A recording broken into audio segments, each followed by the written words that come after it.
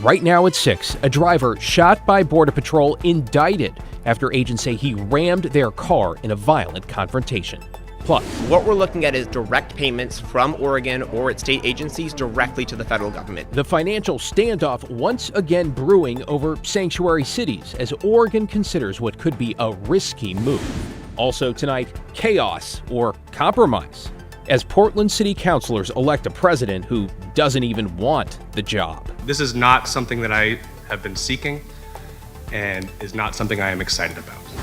Then, why Oregon's biggest school district just gave some families fewer options. And later, and when it comes to me just making my decision, of course, I want to feel most prepared. Why the final word from Oregon's star quarterback has Ducks fans fired up.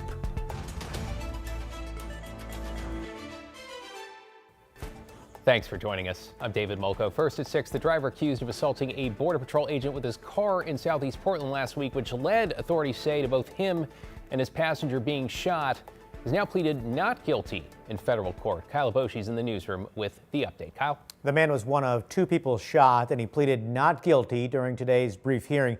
His defense lawyer said he's having new issues with his wounded left arm and wants to make sure that he's getting the medical attention he needs.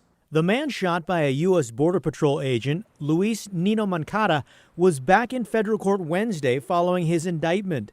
The 33-year-old pleaded not guilty to aggravated assault of a federal employee with a deadly or dangerous weapon and damaging federal property after allegedly ramming his truck into a Border Patrol vehicle. According to court records, federal agents conducting targeted enforcement spotted Nino Moncada and his passenger, Betsabeth Zambrano Contreras, in southeast Portland last week. 6 federal agents in 4 unmarked vehicles made a traffic stop in the parking lot of an Adventist Health medical office. Agents said Nino Moncada appeared anxious and visibly moving, and after officers identified themselves, he repeatedly rammed a rented Border Patrol vehicle. A Border Patrol agent fired 2 shots. Nino Moncada drove off and called 911 for help. Caller saying that he was shot twice by ICE and his wife was shot as well. Nino Moncada was shot in the arm, Zambrano Contreras in the chest. Federal prosecutors say both entered the U.S. illegally from Venezuela and have alleged ties to the Tren de Aragua gang. The female suspect is being held at the Northwest Detention Center in Tacoma. She's expected to make an initial court appearance by video on Friday. Kyle Boshi in the newsroom. Kyle, appreciate the follow-up there. Well, meanwhile, Oregon lawmakers are pushing back on a new move by President Trump to withhold federal funding from states that do not assist with federal immigration efforts. Celine Stevens with that update from Salem. One bill that responds to the threat of federal funding cuts is the Recourse Act. It would allow Oregon to withhold payments to the federal government if they decide to withhold funding from the state. Every time I have felt like things can't get any worse with this federal administration, I have been wrong. This is what led Representative Willie Choatson, who represents Southeast Portland, to create the Recourse Act. It would allow Oregon to withhold payments to the federal government if they unlawfully withhold funds from the state. What we're looking at is direct payments from Oregon or its state agencies directly to the federal government. So for example, if Oregon gets a grant and doesn't use all of that grant, it might be obligated by the terms to send any excess money back to the federal government. And in normal times, we should do so.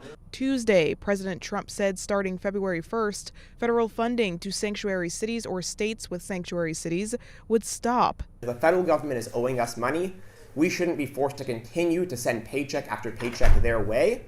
Well, they are not following the rule of law. Republican House Representative Alex Scarlato says that thought process is too risky.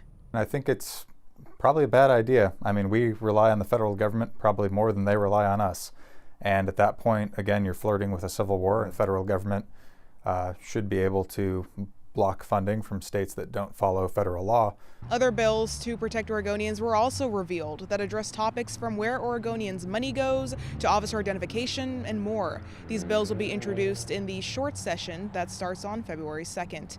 In Salem, Celine Stevens, KGW News.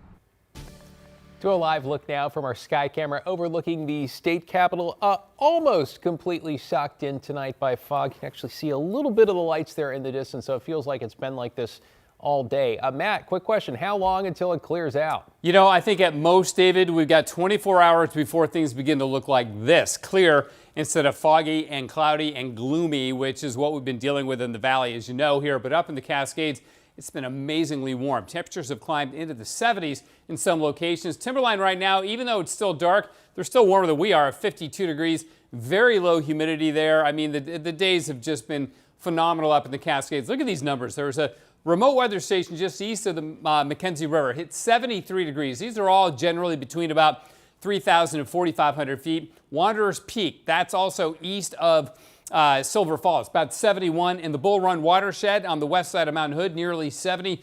Horse Creek, that's also up in the Cascade foothills, 67. And Government Camp hit 60. So amazing. Now, we won't be making the 70s or the 60s in the Willamette Valley, but we should make the mid to upper 50s as we go through the week. Today's high was only 45 degrees. We'll do better as soon as that east wind kicks in. The latest on the timing of that, David, in a bit. Back to you. Forward to hearing more. Thanks, Matt.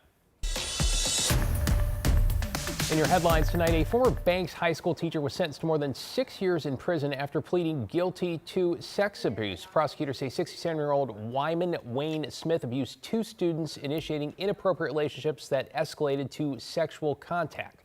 Smith was registered as a sex offender and has permanently lost his teaching certification. In North Carolina, authorities are investigating a burglary at the home of NASCAR legend Greg Biffle just weeks after he and his family were killed in a plane crash. Deputies say thieves stole $30,000 in cash, firearms, and memorabilia from Biffle's estate. No arrests have been made. Biffle, who grew up in Clark County, died in December along with his wife, children, and 3 others when their plane crashed while attempting to land. Governor Tina Kotek has appointed former Republican State Senator Tim Knope as Oregon's first Chief Prosperity Officer. The position is part of a plan aimed at boosting state GDP and adding jobs. Knope's selection marks a rare bipartisan appointment by a Democratic governor. Portland City Council has elected a District 1 councilor who didn't even want the job as its new council president. This came after a week-long deadlock and more than a dozen rounds of voting. In a last-minute nomination, Councilor Jamie Dunphy received 9 votes and became the new president, a role he reluctantly accepted. Duties include running council meetings and setting the all-important agenda. Councilor Olivia Clark of District 4 was elected vice president.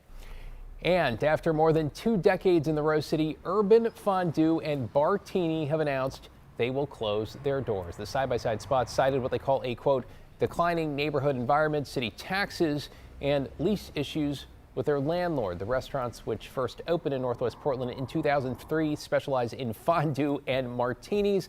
Their final night will be Sunday, February 22nd. This week, the Supreme Court delayed its ruling on a key case involving the legality of President Trump's tariffs. And in an all-new episode of Straight Talk this week, we're talking one-on-one with Oregon's chief economist about what is at stake. The Supreme Court is reviewing whether the president can use emergency powers, you'll recall, to set tariff policy that is generating revenue to help pay for tax cuts. And Carl Rigondeaux says a ruling against the tariffs could actually create some problems. If tariffs are overruled by the Supreme Court, suddenly there is a much bigger price tag on those tax cuts, which means the U.S. Treasury has to issue more debt. That could put pressure on interest rates, and that impacts everything from your credit card to your mortgage, your auto loan, the cost of businesses borrowing, and that could be problematic for the economy. Some positive news. Rigondeaux says Oregon and the U.S. have not seen the economic downturn many economists predicted from the tariffs, and a recession, in his view, in the state at least, is unlikely. You can watch the full conversation on Straight Talk this Friday at 7 or anytime on our free TV streaming app, KGW+.